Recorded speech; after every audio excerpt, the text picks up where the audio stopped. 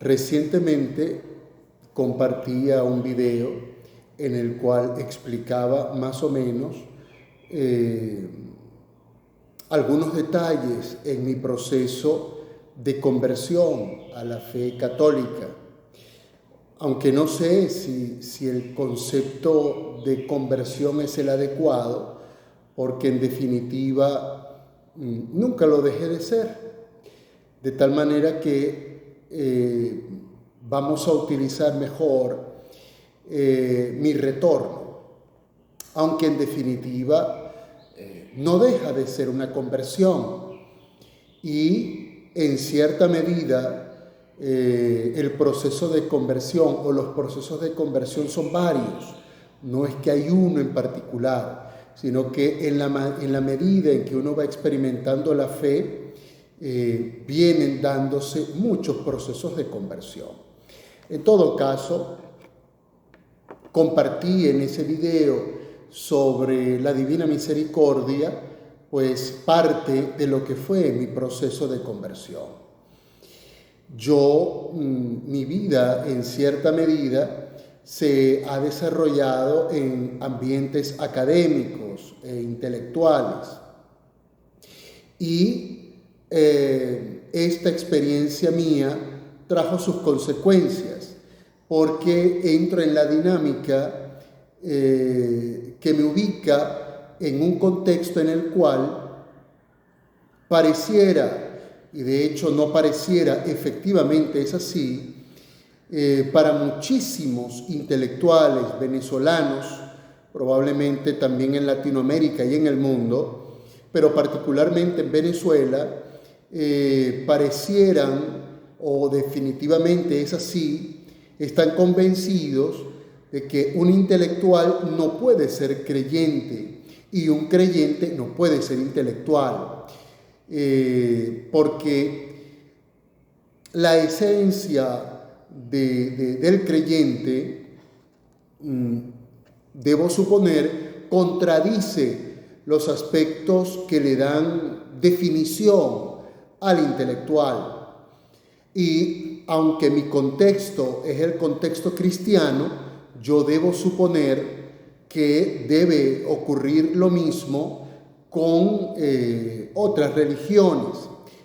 Sin embargo, y esto es lo curioso, en el caso de Occidente y en el caso del cristianismo, realmente es poco probable que podamos explicar con coherencia y sentido el desarrollo de la filosofía sin el pensamiento de San Agustín o de Santo Tomás, como quiera que sea, porque el aporte de estos dos hombres a la filosofía en general es abrumador, como tampoco es comprensible poder explicar el concepto de persona humana sin los aportes que la fe cristiana han hecho, porque es justamente en el cristianismo donde se va a definir de manera clara y precisa no solamente lo que es la persona, sino la dignidad que ella envuelve.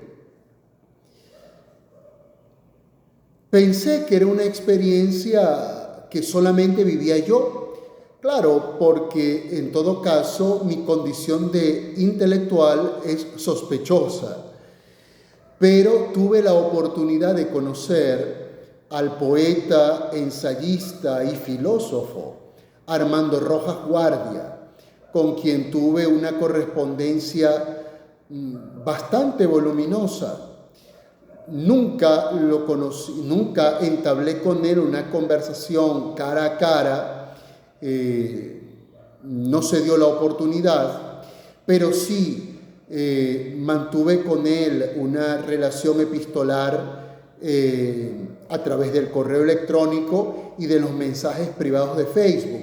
Y este tema saltó a colación. Pensé que era algo que solamente estaba viviendo yo, naturalmente, porque para los intelectuales mi condición de intelectual es sospechosa, pero también para los cristianos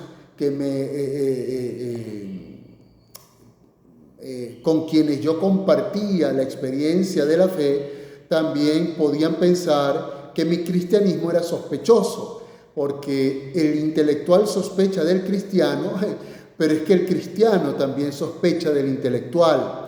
Quizás por ello lo oportuno que sería leer la carta encíclica de San Juan Pablo II, Fe y Razón.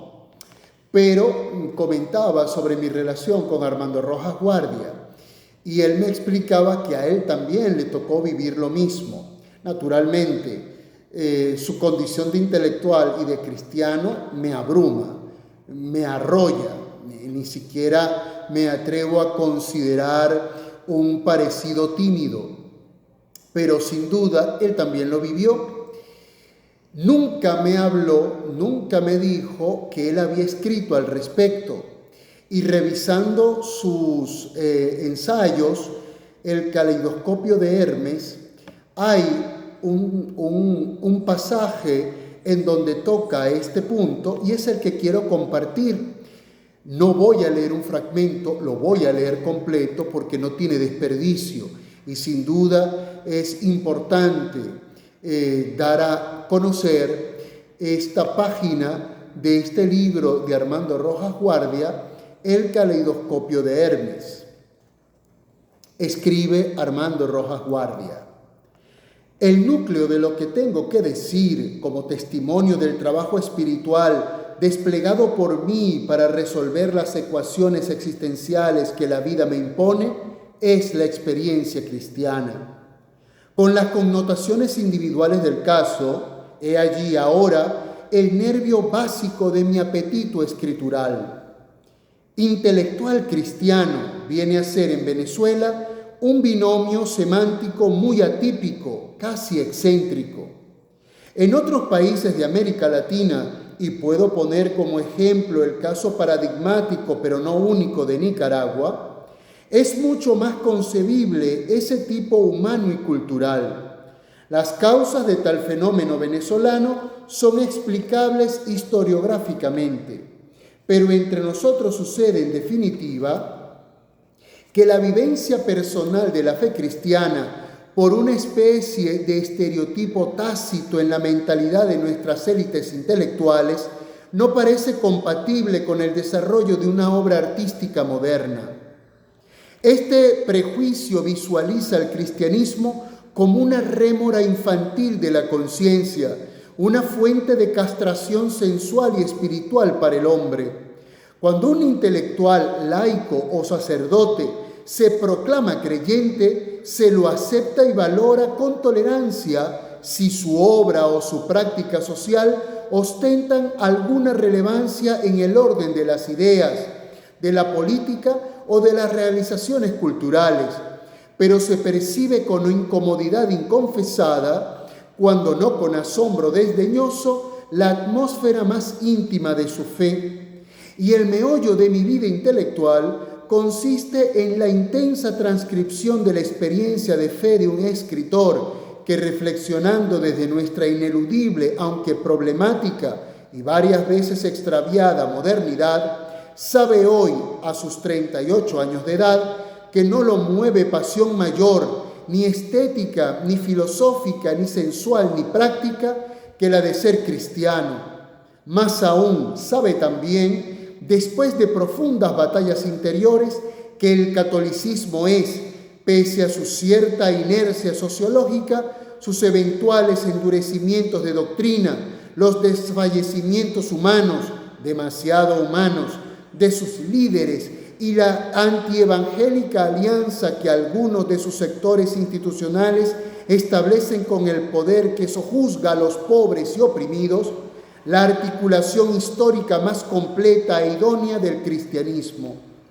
El secreto de aquella pasión, verdadero motor que hoy dinamiza mi psique y mi cuerpo, acaso pueda ser captado siquiera como un balbuceo en algunas de estas páginas. La historia del pensamiento en Venezuela tiene en la fe católica un espacio fundamental. El pensamiento venezolano no se puede comprender sin el paso seguro y firme de la fe católica que vivieron hombres como Cecilio Acosta, Fermín Toro, Juan Vicente González, Mario Briceño Iragorri, Caraciolo Parra Pérez y entre muchos otros. Más recientemente el caso de Armando Rojas Guardia. De tal manera que quería compartir esta experiencia, esta lectura y esta experiencia con todos ustedes. ¿Ser intelectual y cristiano es posible? No lo sé porque no soy ni intelectual e intento ser cristiano. Pero la historia del pensamiento, la historia de la filosofía, la historia de la cultura, la historia del arte, parecen decir que no solamente es posible, sino que al mismo tiempo es necesario, porque el hombre tiene que pensar con la cabeza, con la razón, pero también con los sentimientos, porque vaya qué difíciles momentos, qué duras circunstancias nos han hecho vivir los hombres que tienen el corazón endurecido, el corazón frío. Aprovechemos el día. Paz y bien para todos.